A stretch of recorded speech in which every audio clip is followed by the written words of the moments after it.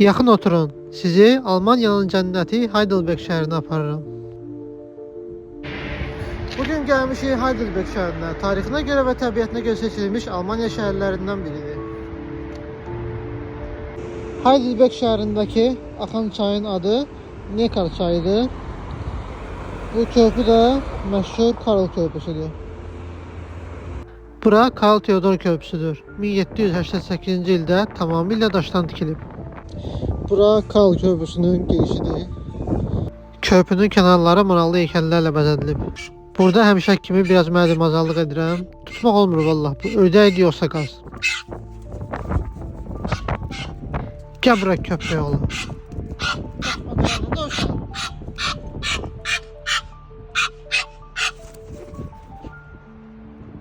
Səhər 8-də gəlmişəm ki, məndən başqa heç kim olmasın. Həm rahat video çəkim, həm də şəkil. İndi gedirik Heidelberg qalasına. Bu şəhərə aşiq olmamaq mümkün deyildi yəni. Çox gözəldir. Heidelberg qalasına getmək üçün mərkəzdən keçirsən və qarşımıza çox gözəl dar küçələr çıxır. Avropada ən sevdiyim şeylərdən biri də dar küçələrin olmağıdır. Heidelbergdə isə bu daha da gözəldir, çünki hər tərəf meşə, yaşıllıqla doludur. Deyəsən tez gəlmişəm. Qala bağlıdır.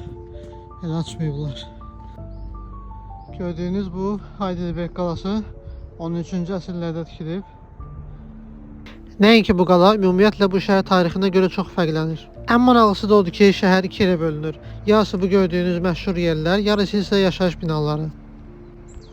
Bura isə Heidelberg qalasının bağçasıdır. Şəhərin tam zirvəsində yerləşir. Hortus Palatinus adlı bağçadır. Avropanın 8-ci möcüzəsi adlanır. Buradan bütün şəhəri görmək mümkündür. Bura Heidelberg qalasıdır. Bu gördüyünüz ruh kilsəsidir. Əvvəllər burada ruhlar gəzirdi. Təbii ki, zarafat edirəm. Bura isə Karl köprüsüdür. Bayaqları üzərində gəzirdik.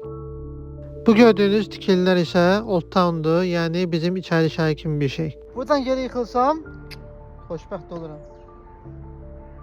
Ördəklər özləri üçün dayanıb. Burada uşaqlığım yadıma düşüb. Necə ördəkləri gördümsə qatdım qabağıma. Gəl bura köpək oğlu.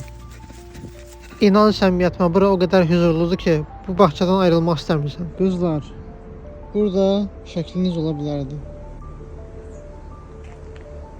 Növbəti ölkə vloqları üçün səhifəmizi izləməyi unutmayın. Qarşıdan yepyeni ölkələr gələcək.